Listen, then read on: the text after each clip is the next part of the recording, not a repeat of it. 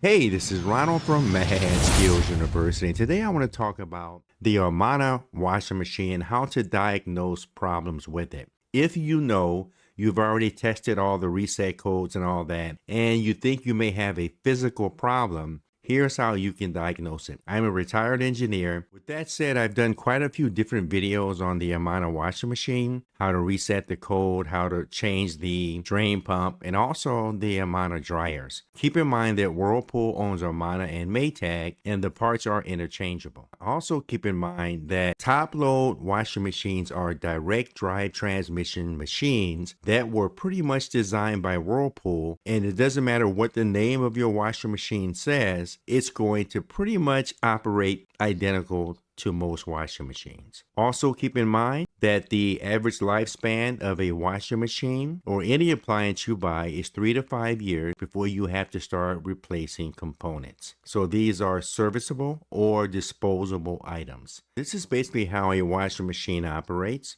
On top we have a control panel. The inlet valve of course talks to the timer, as well as the water level pressure switch, which talks to everything else. Previous video I showed you how to find a technical service sheet, and every washing machine has a technical service sheet behind the major control panel. In the Amana washing machine, this is a technical service sheet. It's not very well written, but it will tell you how to reset this, how to run diagnostics on it, as well as how to determine what part of the machine is broken if you encounter an error code. You have to be a skilled tech rep to read this service sheet, but if you know how to read basic ohms and power levels, then to the right, it will tell you what the power level should be of the motor, of the capacitor, and different components, so you can see if that component is working properly or not. These are some of the codes that you can get from that technical service sheet. And in one of the readings, I had one technician tell me that it was a basket speed fault, but it turned out to be a bad capacitor.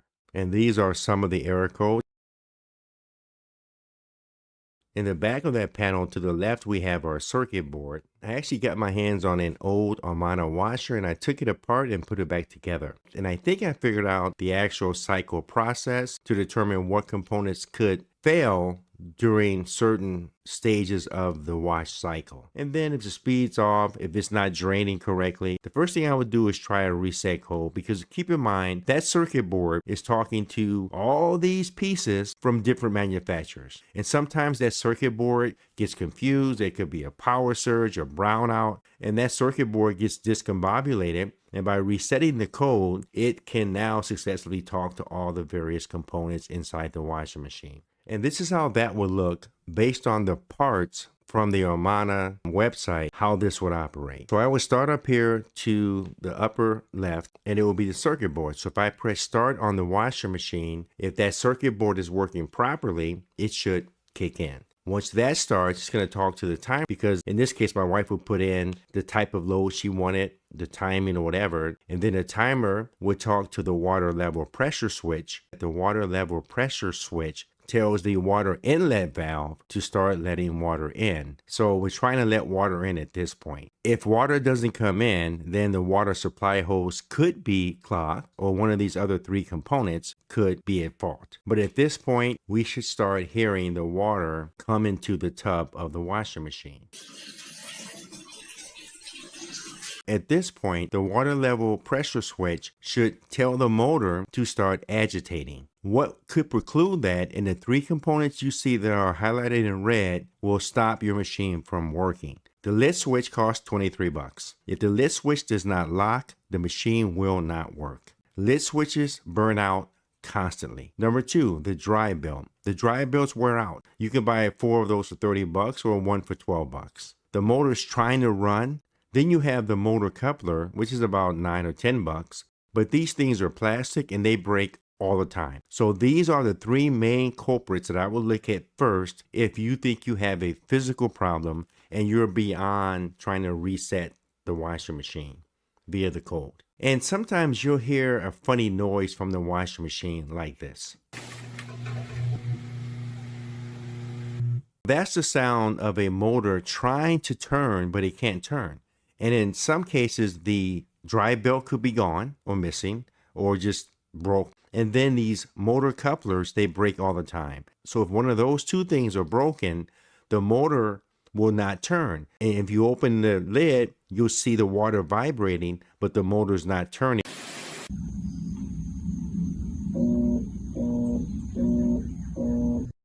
If you hear that, then what you could be encountering is a motor that's just stuck. But in some cases, it could be the capacitor. And you can check the capacitor. If the water in your washing machine is not heating, it could be your heating element. That's a component. The shift assembler and the gear case are important. The shift assembler determines whether you agitate or spin, and the gear case facilitates that movement, but it also takes out excess water. So if you find that your clothes have a lot of water in them, it could be a bad gear case. The shift assembler or the actuator, and those do die, they cost about $50. Another thing that happens with washing machines is that if your drain hose is clogged or it's not cleared, water will go back into your tub and the clothes on the bottom of the tub will be wet, but the other clothes will be relatively dry. Make sure you keep that clear and clean. The motor control board controls one thing, the speed of the washing machine. Of course, a lot of people have draining problems, and reset code will solve that most of the time. But if you do need a new water pump, you can buy a new water pump for between $25 and $35. By the way, the water level pressure switch is $16. If your washing machine is humming, making a bunch of noise, and it's not really draining correctly, there might be a sock caught in your washing machine drain pump or some kind of small object. So check that out.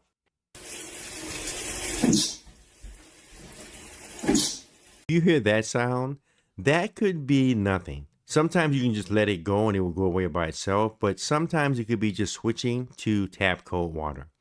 For some reason, Amana likes cold water, and that will go away if you just switch. Don't ask.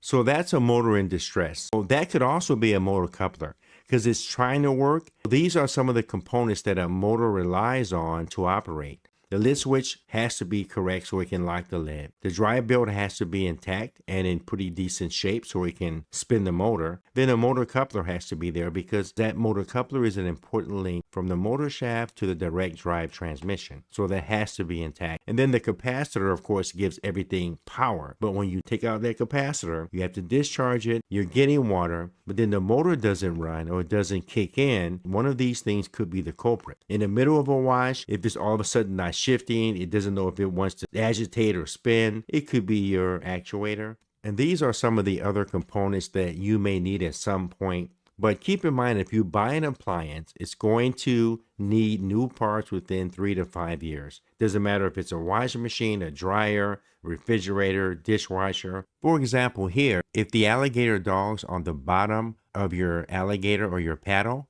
those things wear out as well. So it won't turn. And those things cost, I don't know, $4 or $5. Also, there are shockers or absorbers for the wash tub itself. And then the dry pulley, those things break. So keep that in mind. If your tub turns freely without clothes in it, but when you fill it up, it doesn't want to turn, what happens sometimes is the direct drive washer clutch and or the clutch band, they break. So that's what's going on there. There are also door parts you can buy and leveling feet you can buy, but these are just some of the extra parts that eventually, inevitably, you might need. I don't want to make this video too long. I don't want to confuse you, but I hope this gives you a better idea of how you can isolate a problem within your washing machine, whether it's Amana or not. With that said, if you have any ideas, suggestions, or tips for all of us, please leave them below. Please like, share, and subscribe. Thank you very much for watching, and I'm wishing you and your family the best in 2025.